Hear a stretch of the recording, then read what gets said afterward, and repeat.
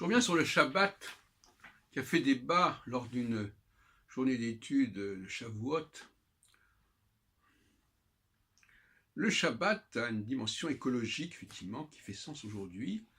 Il nous invite à nous méfier de tout ce qui est machine, tout ce qui est électricité. Et on n'a pas assez insisté sur le fait que le Shabbat, justement, c'était le moment de la nuit. C'est pas rien, ça. Il y a dans l'office de Shavuot une expression « ou ma'avir yom ou mevi laila ».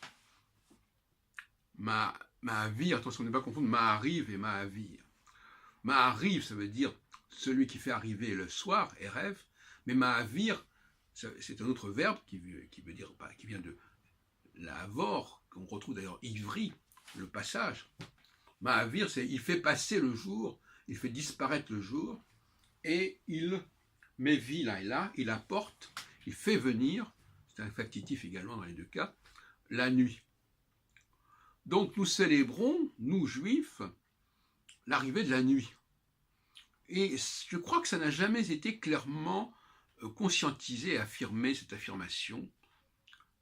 Et pourtant, on ne cesse, à un autre moment, on célèbre justement ce Dieu qui fait venir le soir, Ma'ariv.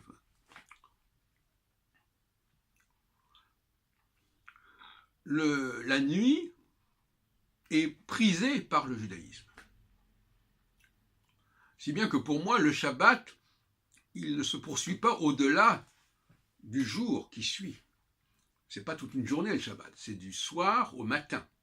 C'est pas du soir au soir d'après. Il y a une contresens majeure là. C'est le soir, quand le soir tombe, et quand le jour se lève, c'est la fin du Shabbat.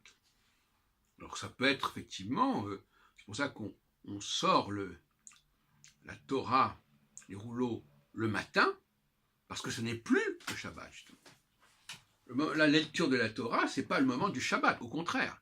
Puisque la lecture de la Torah, ça implique de voir, ça implique un rouleau, ça implique un stylet, ça implique tout un équipement extérieur. Or, le Shabbat, il est dans l'intérieur. Et la nuit nous protège de la tentation de l'extériorité.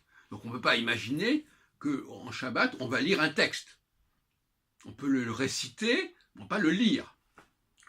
Donc là, il y a déjà une contresens majeure que je dénonce absolument. Le samedi matin, on est dans la Havdalah, on est dans le passage de la nuit au jour. Et d'ailleurs, ça peut être le moment du passage de l'homme à la femme, si on veut. De l'homme à la machine. Mais c'est l'homme qui fabrique les machines, mais il n'est pas lui-même la machine. C'est pas la même chose. Créer quelque chose, ça veut dire qu'on en fait partie. Au contraire. Donc, Ma'avir, Ma'avir, ça veut dire qu'il fait passer. Passez votre chemin. Et normalement, c'est tout ce qui est électrique qui devrait être condamné. Tout ce qui est objet, et même d'une manière générale, tout ce qui est vie, tout ce qui exige de regarder, de voir. Quand on parle, on n'a pas besoin de voir. Et j'ai toujours dit que parler, discuter en parole, c'était très masculin, c'était très écologique. Et voir et parler, ça n'est pas lire, ça n'est pas écrire. Ce n'est pas... il n'y a pas besoin de lumière, il n'y a pas besoin de feu, il n'y a pas besoin d'électricité, donc on n'a pas le droit non plus d'utiliser l'ordinateur ou le téléphone portable, etc. Et en fin de compte, il ne faut pas non plus avoir de lumière. J'irai même jusque-là. Vivre dans la pénombre pendant le Shabbat. Ne pas allumer, avoir la lumière qui existe, c'est-à-dire qu'il n'y a pas de lumière, sauf quand il y a la lune éventuellement. C'est ça le vrai Shabbat. Alors donc, pratiquer un Shabbat où il y a de l'électricité, c'est une aberration. Pratiquer un Shabbat où il faut lire, c'est une aberration. Or, lors du Shabbat, on vous distribue des des textes à lire, etc. Donc ça, c'est inacceptable. Et l'intérêt, justement, c'est que le Shabbat est très, comment dirais-je, sélectif. Car ceux qui ne peuvent pas lire, ils sont éliminés d'eux-mêmes, ils sont mis de côté d'eux-mêmes. Il ne faut pas qu'ils rivalisent. Donc seuls ceux qui ont des choses à dire ou qui ont de la mémoire peuvent s'exprimer. On n'a pas besoin de se voir pour discuter. On peut s'entrevoir vaguement des silhouettes, mais ça ne va pas plus loin. Donc, la nuit, lorsque le jour arrive, on est beaucoup plus à égalité. Hein. C'est-à-dire que les gens peuvent céder de telle et telle prothèse, de telle et telle béquille, etc. Et donc là, il y a une confusion, puisque les gens... C'est un petit peu le jour, c'est un peu le début du marathon, voyez-vous. C'est le début du marathon. Quand tout le monde croit avoir sa chance pour gagner, et puis, progressivement, le jour va tomber, et là, seuls ceux qui ont un vrai potentiel en eux-mêmes, un vrai bagage en eux-mêmes, vont pouvoir poursuivre la course. C'est le deuxième temps. C'est pour ça que le Shabbat, c'est une façon de dire, ah, enfin, la nuit qui va permettre qui va être l'heure de vérité, on va enfin ne plus avoir les gens qui vont tricher, qui vont se servir de bouquins, de toutes sortes de choses, d'ordinateurs, pour pouvoir donner le change. C'est comme ça qu'il faut le voir, c'est un deuxième temps.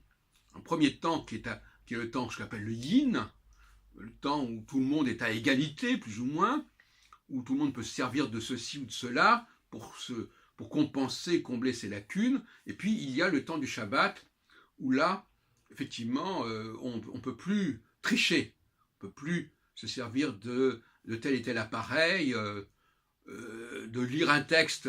Voilà, il faut, si on veut parler, on parle. On ne va pas lire un texte, parce que lire un texte, c'est impossible quand il fait nuit. Donc la nuit est quelque chose de très important, et c'est pour ça que les Juifs, ils se félicitent de l'arrivée de la nuit, et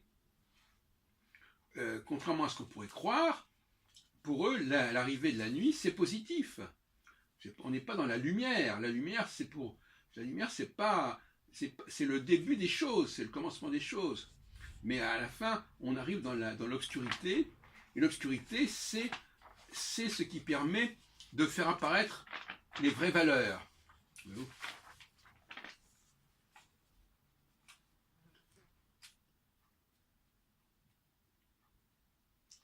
Le jour disparaît et la nuit vient.